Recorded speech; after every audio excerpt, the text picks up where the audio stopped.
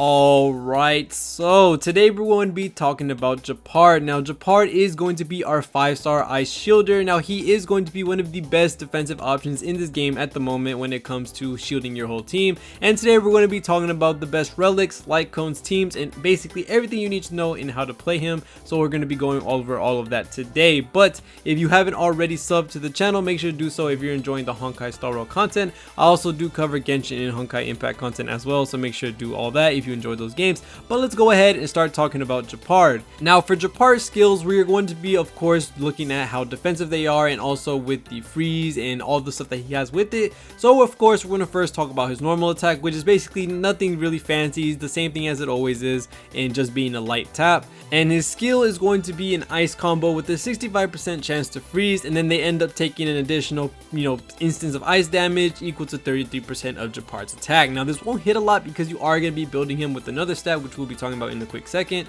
And his ult is going to end up applying shield to all allies, absorbing damage equal to 31% of his defense, and this does scale up with traces, and then another plus 240 for 3 turns. So the thing that makes this really good in regards to it being his ult is that it is going to make a massive shield for all of your allies, so you have team-wide coverage and making sure that they all stay alive and making sure they're all good. This is really nice compared to other characters where they're either taking the aggro and you're going to have all the damage going on to that one character, or when March 7th applies her shield, she's actually giving taunt to that character when in regards to them taking hits. So Gepard is going to be very good in certain teams, especially with certain characters that don't want to get hit, and we're going to be talking about that in a quick second. But let's go ahead and start talking about his technique as well.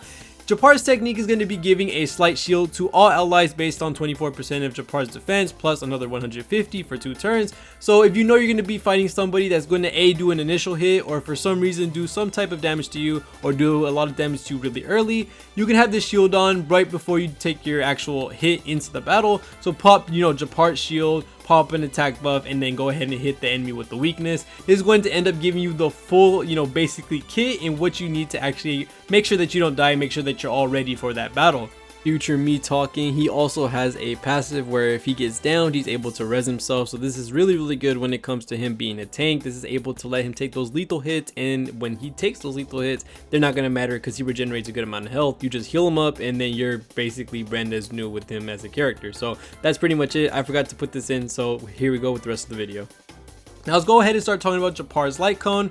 Of course, his signature light cone is going to be the absolute best that you can get, which is going to be increase the wearer's defense by 24% and affect hit rate by 24%, and then increases the chance for the wearer to be attacked by enemies, which you really want since he does want to be the one taking the damage.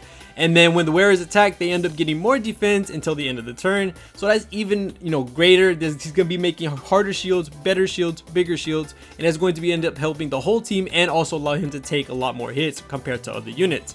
There are some other light cones that are going to be some good choices, which are 4 stars and 3 stars. For the 4-star option is going to be the Trend of Universal Market, which is going to be the wearer's defense is increased by 16%, and when attacked they have a chance to apply a dot of 40% of their defense for 2 turns. So this is absolutely an amazing light cone to have on defensive units, so this is really good. And it also can help for other teammates like Himiko and other characters that do more damage to burning characters, so this is really nice as a light cone. Lando's choice is going to be the wearer is most likely to be attacked, and the damage taken is reduced by 16%. Again, Gepard does want to be attacked. He does want to be the one taking most of the hits because he is going to be the one getting that defense increased when he is doing certain things with his skill and his ult and all that. So yeah, you want to make sure he's the one getting the hit because he's going to be able to take more hits than a lot of your other characters. There is another one, which is We Are Wildfire, and at the start of the battle, all damage dealt to all allies is going to be decreased for 8% by 5 turns, and then you also restore HP of a 30% of the HP difference between your max HP and current HP. So if you ever have to go into basically in a world where you're going to be having multiple fights in the same instance, you're going to end up getting your health back without having to go heal, and it's going to help out in very little instances. In all honesty, not the best light cone, but it can be used. And then the only 3-star option that I think is really good for tanks and is good for Gepard is going to be Amber, which is going to be increase the wearer's defense by 16%, and if the HP is lower than 50%, increase their defense even higher. So yes, this is going to be the best 3-star option for people that have Gepard. So if you want to make build Gepard and you don't have any of these other light cones, then the Amber light cone should be good enough in all honesty, because it is going to give you a lot of defense when it comes to being lower than 50%. Now, talking about his best relics, we have a couple of sets that you can use because he is a tank. There are different ones that you can use. For the next one is going to be Knight of Purity Palace, and this is going to be for the 2-piece effect. Is going to be increased defense by 15%, and for the 4-piece, you are going to be increasing the max damage that can be absorbed by your shield by 20%. So this is going to be really good in regards to his ult and him getting his shield, also from his technique in the overworld. Another that you can use is going to be the set that gives you reduced damage taken by 8%, and also at the beginning of the turn, if the wearer's HP is equal to or less than 50%, restore their HP 8% of their max HP and regenerate 5 energy. This is going to end up helping you a lot when it comes to, you know, giving your ult back, having you apply that shield for your whole team, which is overall going to be a very good defensive option. Both of these are really good. I do think the first one is a lot better, the Knight of Purity Palace, just because you're going to be getting a stronger shield from both the 2nd piece and the 4-piece set, so you really do want to have those. And then for the planar ornaments, I think the only option that's really good is going to be the Bellwog of the Architects, and that's going to be the 2-piece set, which is going to be increasing the wearer's defense by 15%, and then the wearer's effect hit rate is 50% or higher, gain another 15% defense. So of course you kind of want your effect hit rate to be a little higher, just because you can apply freeze with this skill, and then if you get that extra defense, again, stronger shield, so it's always going to be good.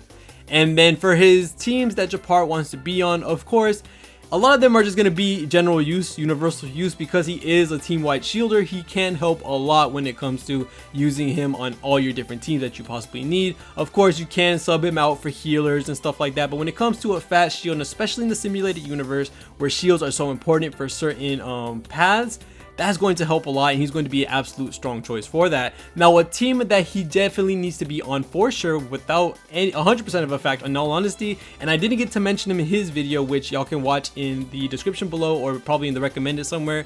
For Yangqing, you kind of want to have Gepard. Gepard is absolutely nasty with Yangqing, because when it comes to shield options, which you need Yangqing for, Yangqing doesn't want to get hit. He wants to keep his passive up, and he gets it taken away from him if he gets hit. For Gepard's shield, he is going to be able to give Yangqing a really big shield, and unlike March 7th, because March 7th actually gives taunt to whoever she shields, is going to increase the chance of Yangqing getting hit. With Gepard, he actually has a higher chance of getting hit if you have his light cone, or with some other 4-star option light cones, and he also applies a team-wide really bulky shield. So this is going to allow Yangqing to have less likely of a chance to get hit, a lot more chances to get hit and not, you know, take damage to deactivate his passive. Overall, it's just the overall good option to have with Yangqing. So Yangqing and Gepard are definitely a really big power duo to have on the same team, just because they synergize so freaking well, and having that freeze is going to absolutely help Yangqing with doing more damage. So yes, Yangqing and Gepard, absolutely amazing duo. Now, as I said, really good universal use of which you can use Gepard for, but the only character that you kind of want to use it for is Clara, because you kind of want to sub out Gepard for March 7th, because you want to get, you know, the counters from Clara. You want her to get hit, so March 7th will help with that taunt for Clara. And, you know, Gepard is actually going to be taking those hits away from Clara if he has certain light cones on, so you kind of don't want to match them together. But other than that, that's pretty much it in regards to Gepard and how to build him, how to use them, all that type of stuff. I will be making more end game style videos in the future once everyone gets their artifacts and stuff like that, and I'm able to make a better, crazier analysis and way in depth when it comes to how to use these characters and what stats need to be on specific builds. But for the most part, I am trying to give general use knowledge for all these characters that, you know, basically everyone's trying to summon on for the standard banner and stuff like that, or your lost 50/50s. And I'm glad that everyone's enjoying them, and the support has been absolutely amazing on these videos. Thank you guys so very much. But other than that, thank you guys so much for watching all the way to the end. See y'all in the next one, and peace.